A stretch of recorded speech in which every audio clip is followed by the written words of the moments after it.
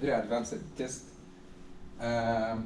During the test, we have applied force here, so we can expect this beam to deflect. We have deflection.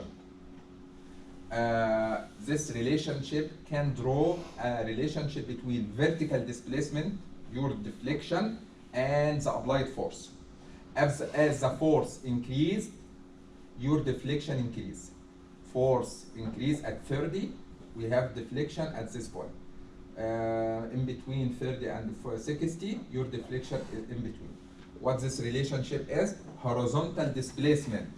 Due to compression, this beam under bending. So we have tension at this flange, compression at this flange, so we can expect lateral torsion buckling only for this flange. So this one can tell you what is the relation between the applied force and the lateral displacement. Until now, 0. We don't have lateral torsion buckling. Keep going.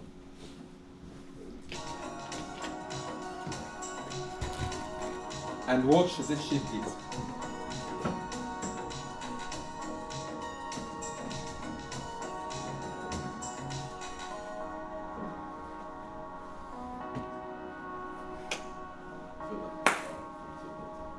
This is called lateral torsion buckling. Can you see it? We don't like this failure in your design.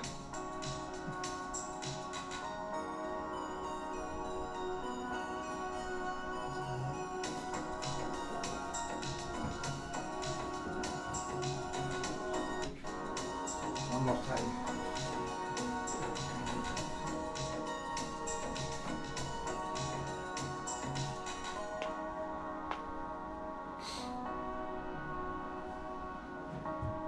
Did you watch the deformation? This is called lateral torsional buckling.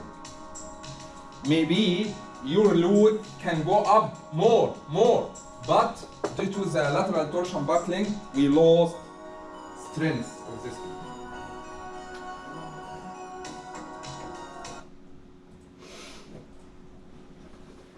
Can you turn on the light, please? So right now, we are trying to understand something, some concept. Lateral torsional buckling.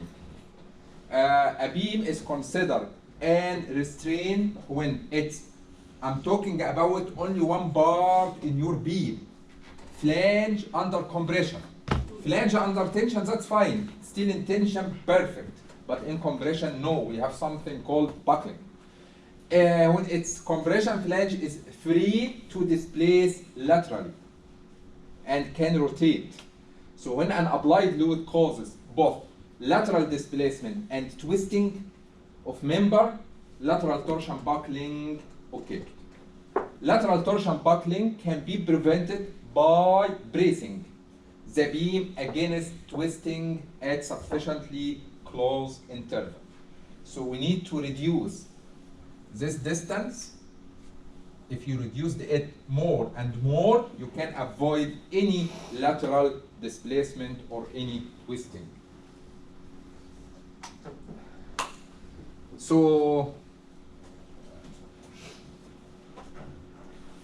your failure in beam can be one of 3. I'm talking about steel beams. I'm talking about steel beam.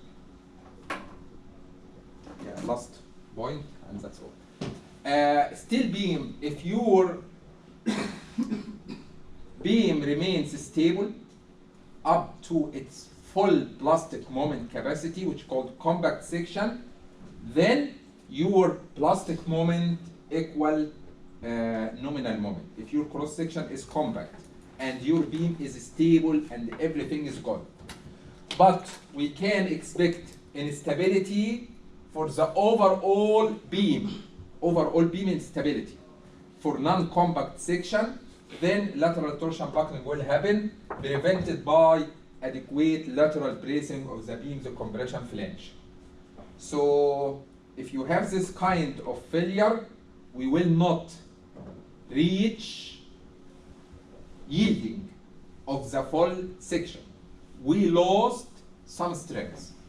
Sometimes we have your instability is local instability. I'm sorry, what you mean by local instability? Can you watch this beam one more time? This beam, as a whole beam, we have overall instability. But we have another instability, which is local instability. Can you watch this video?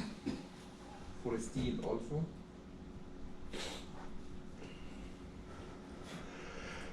It's a very short video. Can you watch this one? What happened here? Is buckling also, but only local buckling. Very, very specific location in your flange. This is called local instability, not instability for the beam overall your beam. We don't like this one because your cross section is slender. In this case, your cross section is slender. So we have three situations. We only talked about the first one for design. Your design nominal moment, your nominal moment equal your plastic moment equal F yield times Z. That's all. If your cross section is good, compact, your beam is good. But if your beam not good, non-compact section, we can expect lateral torsion buckling, so we need to do some calculation. If your cross section is cylinder section, we have instability, which is local instability. At a certain location, we have a very different calculation. We will talk about all this stuff next time. If your beam is compact, non-compact, and some examples. Then we will go to shear and design of purlins, because your purlins is different a little bit because it's inclined.